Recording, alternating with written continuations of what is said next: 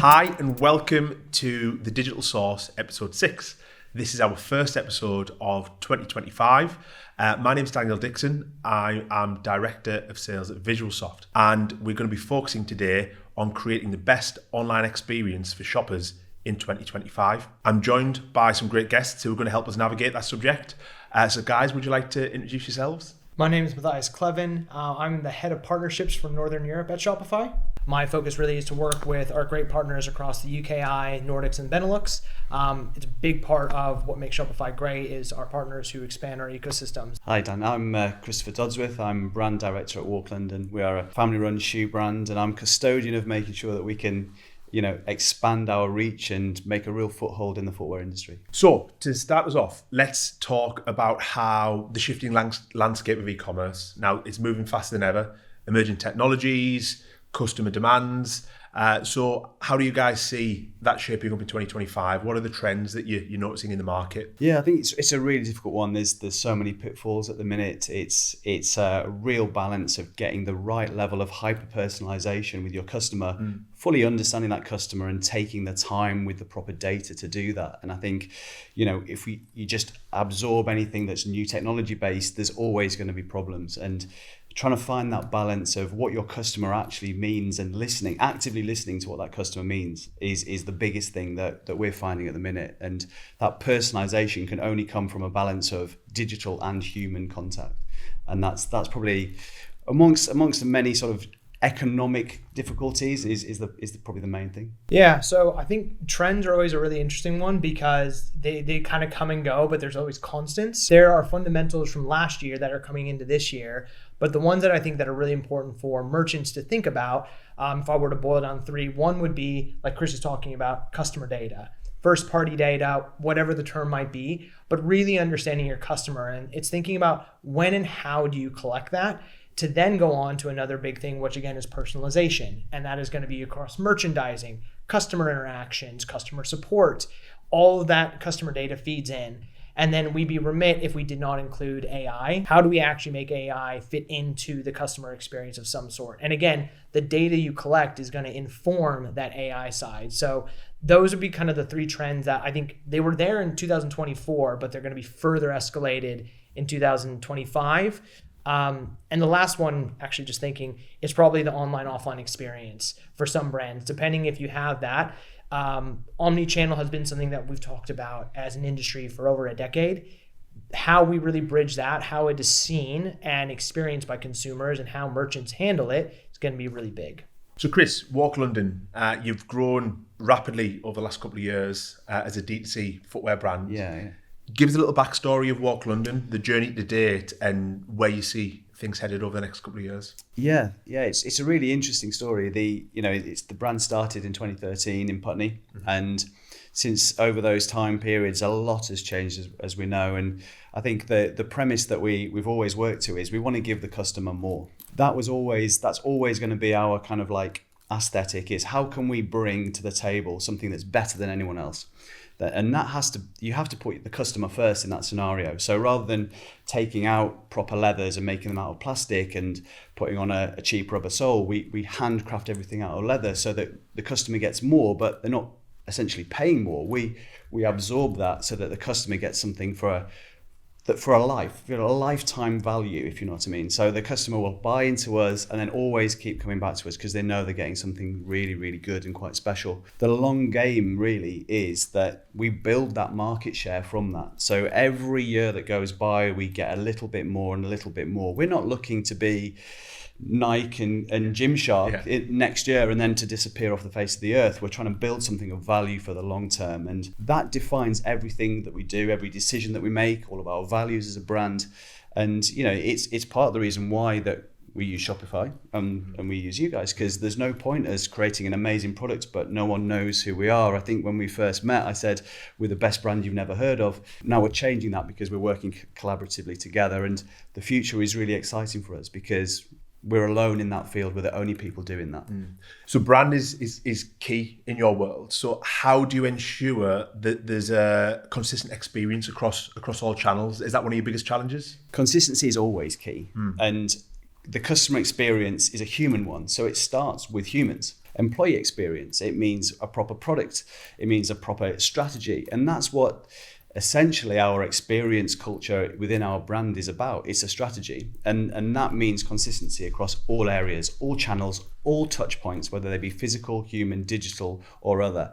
Everything has to be consistent. And that aesthetic is key, isn't it? Because you're in the fashion and footwear business. Yeah. So Matthias, how do brands use Shopify to ensure that aesthetic is taken across all channels, but specifically where their users are buying and interacting with their products? I think there's a few different places it can come in, whether it be the retail, whether it be online, the device type, all of these things. But if we maybe zoom in for a second, let's think of the PDP, because that's going to go across any online experience. It's really key, as we all know, because half the time when you're driving traffic or customers interact with your brand for the first time, second time, third time, usually with a PDP first.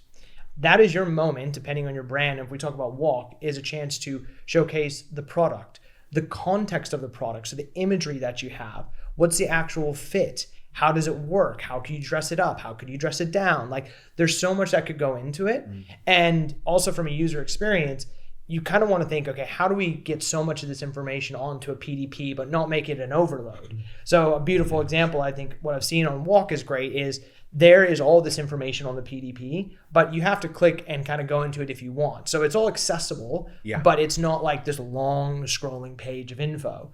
And the other side of that then too is, I think going into is, think about the device that they're on. So obviously mobile has to be responsive, but there's even an opportunity, I think augmented reality is becoming really big again, how that can be used with the shoe and apparel space.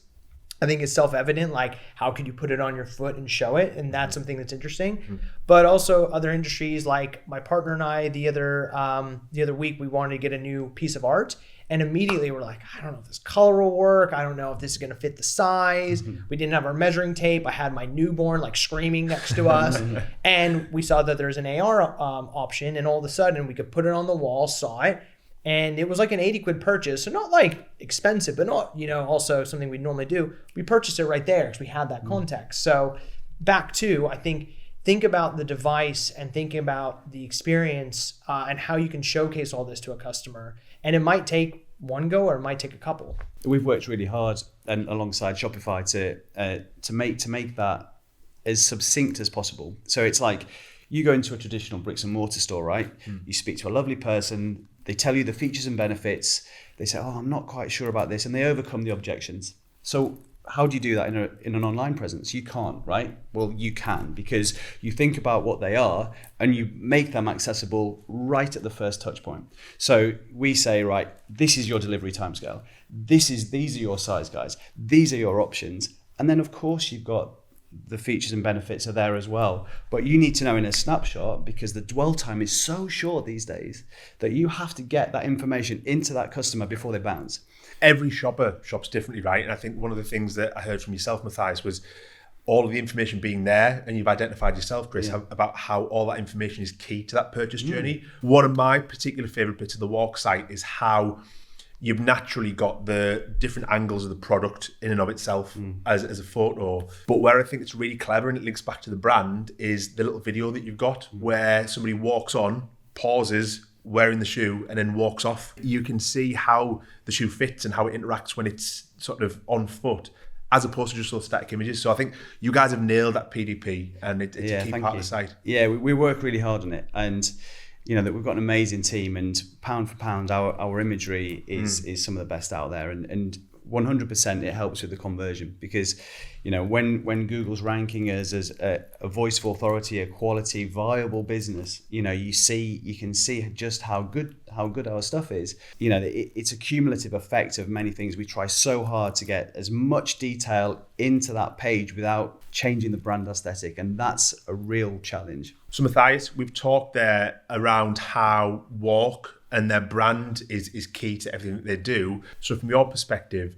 what trends are you seeing that may help merchants affect their conversion rate in 2025? Chris highlighted a lot of them, specifically around the idea of, there's so much you can do in store, but you can't do online. And actually you can. And how do you make that addressable? So I think we talked a lot around the PDP.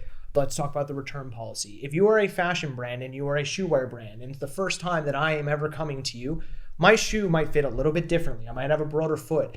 Likely, I'm probably going to purchase a couple pairs of shoes to figure out what works for me. So I want to be very clear on what that return policy is.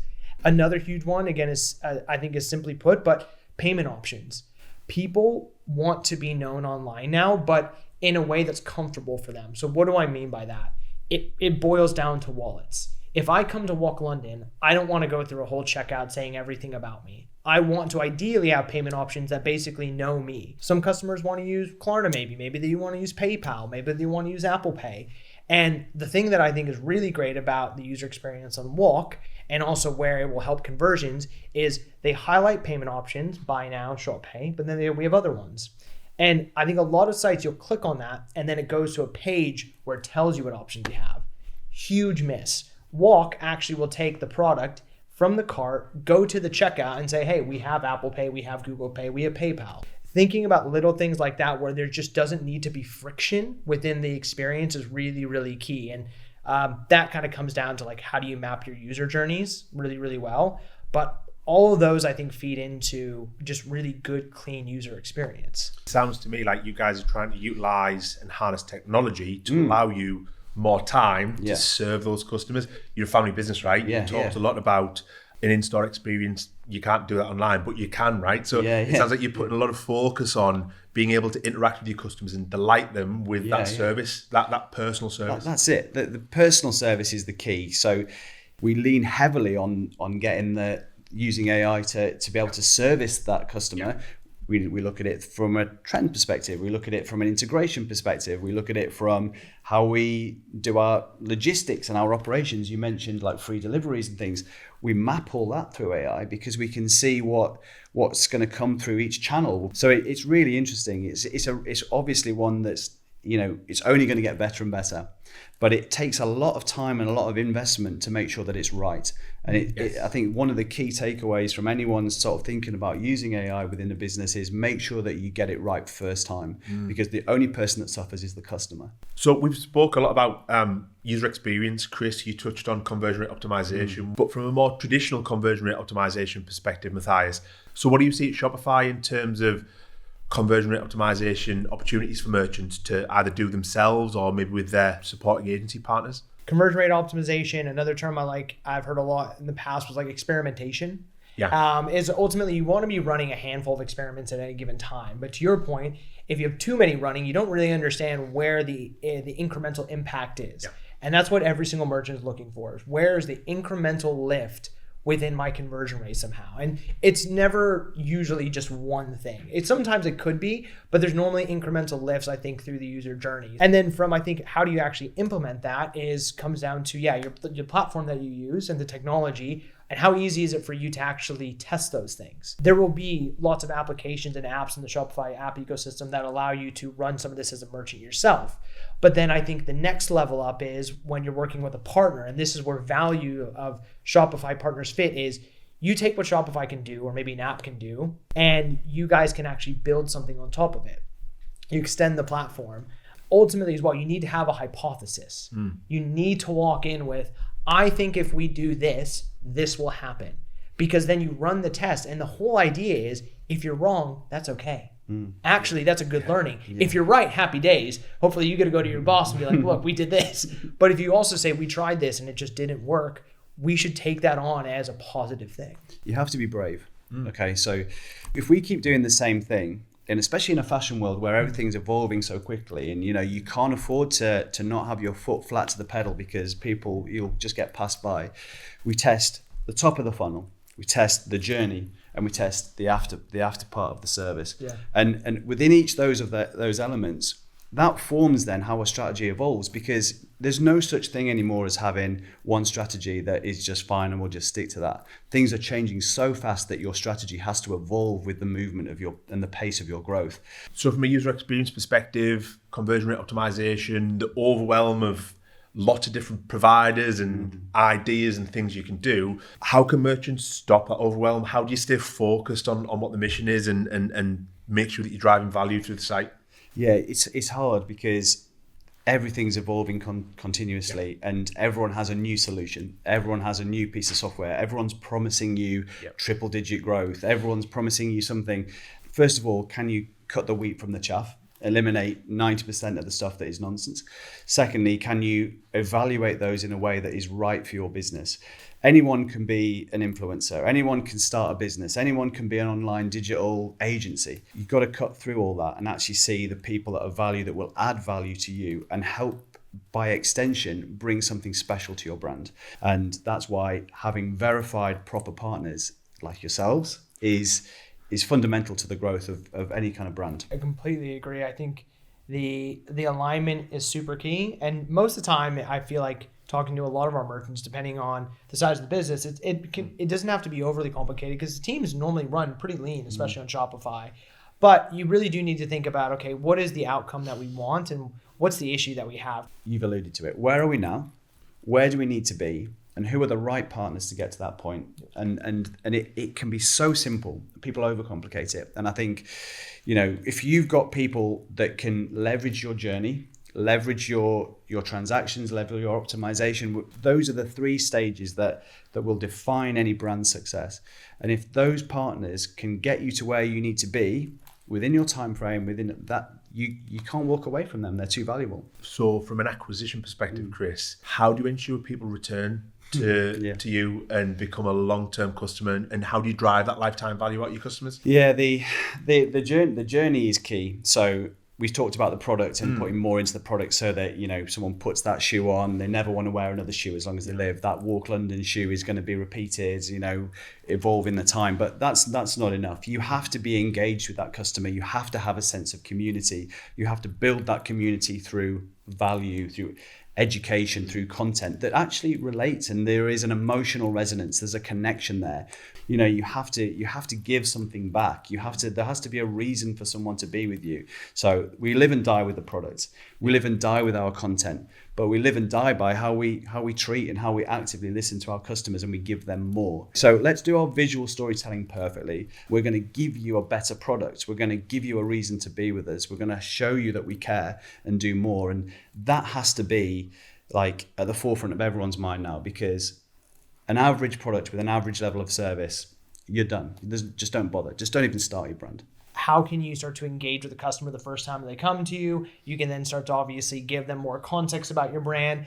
But I think realistically, especially with like first-time customers when they first purchase or repeat, is think about when would you want to engage with the brand. If you have 1 million customers, but you got 75,000 that are super active, they will build that community and they will be huge advocates of you. And we say in everywhere, the best salespeople for your brand or for your software, whatever it might be, are your customer. And Matthias, coming to you for that sort of after the first purchase sort of journey, that longer term relationship with the customer. How do you see the Shopify ecosystem over the last couple of years evolving to ensure that brands can drive that longer relationship with their customers? One area I've seen more merchants doing it, we've seen it happen in the ecosystem, is actually they collect it right at the point of the checkout confirmation. Because in that moment, you're excited about what you just purchased. You're like, cool, I found this great brand, or I've purchased a couple different times. And you have the opportunity when they're there to immediately ask them a few questions to learn about it. I think the other one is, again, we're really fortunate in the Shopify ecosystem that the data that's in Shopify can get to other systems very easily. That's really important for merchants, because if you have somebody who's purchased for the first time, when it comes to, like, let's just say their email marketing, if you're using something like Klaviyo, you have so much data, which then you can, with Klaviyo, then further like customize your entire campaign. So you need to make sure that whatever you're using, they easily talk to each other. And then on top of that, not only does it talk to Klaviyo well, if you're doing something for loyalty, how does that talk to it? If you're maybe using like a Yotpo, for example, how do those 3 things sit together? Because the minute there's a disconnect in what you want to do, it becomes really hard. And then usually you're looking at, okay, it's going to be really costly to do this, or it's going to take a lot of time. So Chris, can you tell us a little bit more about how you use that data that you do capture on your customers? Like, how does that then translate into your retention strategy and your ongoing marketing efforts? Yeah, so we work on like an open and a closed loop system. So, when we've got the closed loop system, we've got the quantitative data, we've got the qualitative data from our customer service team, and we kind of marry the two up so that we've got the best of both. That data that starts there scales and scales and scales, and it comes back in and it goes again, comes back in and it goes again. And we find that the difference, especially from the data that we've got using Klaviyo and Shopify, with yourself, means that we can bring some really, really like high conversion, quality value customers through to the site. And that's where that data builds into something that is really special, is when you combine it and turn it into a cycle. Being able to capture that data and understand who are your most valuable customers, who's been shopping with you as part of that community for the long term. I mean, that can even lead into those offline activations and so important, events and things. Like, is that something you would consider going forward? The way that people use retail spaces has changed, but they'll go away and they'll buy online anyway. We can see and identify through data where we would want to place a certain retail outlet.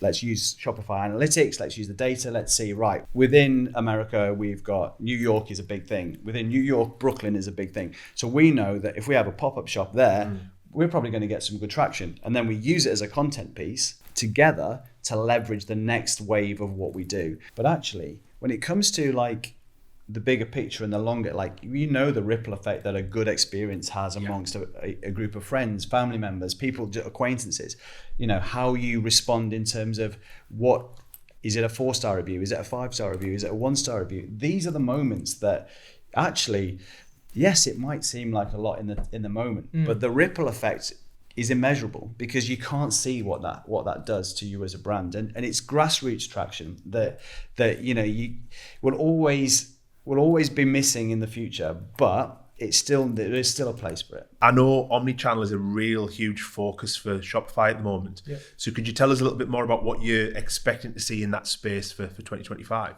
Yeah, so I think offline, retail, brick and mortar, all the terms, it's becoming huge again. Chris, I think, hit the nail on the head that it has evolved a lot. It is not just now a sales channel. It's an experience, I'd say. And yes, for some brands, depending on the sort of brand you are, if you are a big discount seller, then yes, it'll probably be about, selling volume. But I think for a lot of brands, and like Walk London, if you have a pop-up shop, if you get some sales, great, but it's more about the experience with the content you can build from it. We've really focused at Shopify probably over the past, I'd say 3 to 4 years of really building out our retail solution to actually make it that, if a product's in Shopify, it's in your POS. If you want it in your POS, it'll be there. If not, doesn't matter. If Chris comes in and I'm a merchant, he's purchased online 3 times, and he comes in and then I'm like, hey, what's your email? I chuck it in. I'll see everything there immediately as a customer service experience. Chris, great to see you. I see you actually it's the first time you maybe come into our retail shop. Is that right? All of a sudden it changes, but that has to be easy for merchants. So I think where we see it just in general is that how you can offer all these slight personalizations is really big. How can you leverage it that you never miss out on a sale? So as simple as you come in again, you're looking at shoes and you go, maybe I'm not sure about the shoe. And as the customer service rep, you can go, you know what I can do is if I can grab your email, I can send you this cart, take a look at it later. If you have any questions, you can give us a call back or anything, but immediately there's still that option. In summary, the way we see it is just make it easy for merchants to have all the information, whether it be online or offline, in one place. The evolution is say, if someone comes into store, they're a size 8 and they've bought specifically, I've done a piece of work recently on beacons and seeing how we could interact with customers from a virtual space, and how someone comes in, they're a size 8, right? You like size 8, you often buy black, you'd often buy a boot.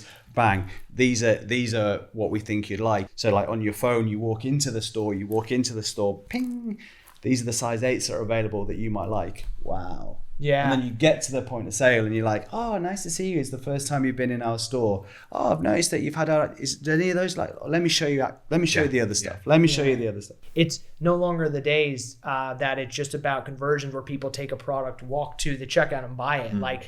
You get to control the experience. You mentioned you're working with beacons, how customers work and move through a retail space. There's a lot of science behind it, actually. Oh, it's mega. You could walk into a retail space and it plays your favorite music. you walk up to the mirror, it puts the available clothes or the available shoes that they have in stock in front of you on the screen, so you can see yourself in real time without having to physically try anything on. The future is amazing, and that's where like picking the right level of AI that integrates offline and online is important, because you see something on an ad and you click on it, at the minute you go through Instagram Shop and you buy it, there will be a time where you can stop real life TV and you can shop whatever that person is wearing on the screen, and it'll be dispatched to you. Yeah. And it's going to be a really exciting but very like difficult one to kind of navigate, I think, in the coming years. Matthias, we've talked, I think, a lot through our conversation today, touching a little bit on personalization, but I'd like to focus a little bit more on personalization specifically. So in Shopify, how do you enable merchants to offer a highly personalized experience to their shoppers? I think there's a couple of different ways that we could touch on, but like one of the specific features of Shopify that I think is quite cool, and this used to be something that was just for Shopify Plus, but what we realized is that this is a feature set that actually all merchants should have, and that's one called Shopify Flow.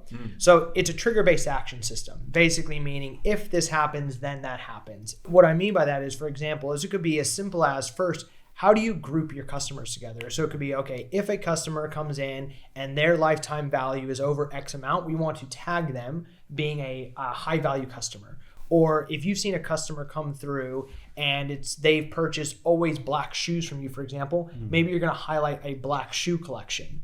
So there's levels of that, and it can get pretty complex. But we also then kind of delve into like personalization is also really important in global. How do you show up when you're talking to a UK customer versus a US customer? Pricing, product, catalog, content. So I think the global piece actually is where we see personalization really starting to shine in the platform a bit more. We can leverage the Shopify platform to be almost as if we are native, to that customer, wherever it is in the world. And we can see that that's helping us grow and become a global brand. So many topics in e-commerce can kind of blend together, because I would argue that we're talking about globalization, but that's also personal. That is personalization. And the nice thing too is you're not really actually maybe trying to sell into those markets, but customers are finding you and they're purchasing. And then slowly over time, you're like, we should think about how do we want to do this a little bit more incrementally. Do we want to get a different price list for America? That'd be really good probably for margins. Yeah. Okay, we've done that. We're seeing a lift. We should probably start, doing US dollars, and we want to settle in US dollars. Okay. Each step of that personalized and globalized journey, your tech should make it at least a little bit easier, if not kind of seamless.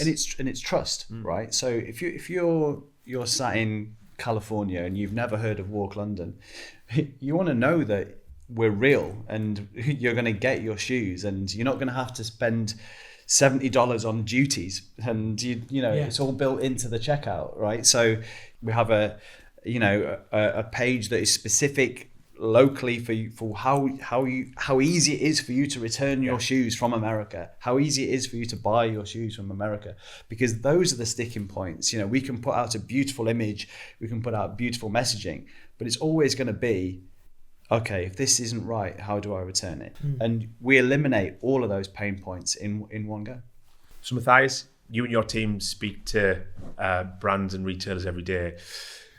What do you see as the common themes in their decision-making when selecting technologies such as their e-commerce platform or providers within their tech stack? Like, what are you seeing as trends in that space at the moment? If I think of the context of Walk London, you're very much focused on delivering a great product for a customer. And that is through how they experience your brand, the physical product that you give, the way it makes them feel. Shopify wants to do the same thing, but we do that through our platform. Where we see maybe kind of synergy is the mindset of wanting to grow, to test, to iterate, but really what drives that is a care for the product that they're providing their end customer. Yeah, and Shopify provide us with the tech stack that we need, and as they evolve, we evolve. So, we can lean on them to do that bit. We're very much focused on the employee, the customer, the product, the brand, we can't also do all the rest, so we lean on them and the evolution, all of their training that comes through Shopify, and we've got Shopify Plus, there's more within that realm that we can physically use. So as they keep growing, we're naturally stepping into the footsteps that they're leaving for us from a tech stack perspective. So we can focus on telling our story, doing the bits that we find that of value and making the difference. So, it's very much a symbiotic relationship, because we live and die by the product. We live and die by the experience, and we live and die by who we are as a brand. And we can hyper focus on those because we know we don't have to focus on the others because it's already there for us. And that's got to be the beauty of a proper relationship. So finally, guys, I'm going to put you on the spot a little bit, but Chris, I'll start with yourself. Like, what piece of advice would you give merchants looking to grow in 2025 and create those memorable shopping experiences for the customers? There's a couple. So data. So whatever your opinion is of your brand, look at things objectively. Always use the data that you have to inform your decisions, so that you're always putting the customer first. And actively listen to that customer, because you can get the data, you can hear it in real time, but if you don't do anything about it, then you're setting yourself up for failure. And then you've got to stay true to your brand, right? You've got to stay true to who you are, and you've got to tell your story authentically with personality. And sometimes that means less, not more. Bad content is still bad content, even if it is every single day of the week. So quality over quantity. Look after your customers and the experience that comes from your employees, and always be informed with your data. I mean, I'd echo everything there. Probably what I would say is have a plan. Plan out your year. With that plan, set yourself ambitious goals throughout the entire year. And I say ambitious because I think if you want to grow, and what we see with brands that really grow on Shopify is they set goals for themselves they know they might not be able to achieve. Look back and be like, well, why didn't we do it? What didn't work? Because I think very often, especially if your brand's rapidly growing, it's very easy to become a bit more reactive to the business happening at you. But the best ones are more proactive. They don't just get sucked into what's coming at them. They, to your point, take what's happening and then they use that to think ahead. Always stop and review and think what the bigger picture is. Matthias, Chris, really enjoyed that. We've covered lots of topics. I feel like I've got to know you guys more, and that advice that you've given other merchants and viewers there, I think will be really valuable. So thank you both for your time, and I'm sure we'll welcome you back onto the podcast in the future. Thank you very much. Yeah, thank you for having us. Yeah, thank you so much. It was great.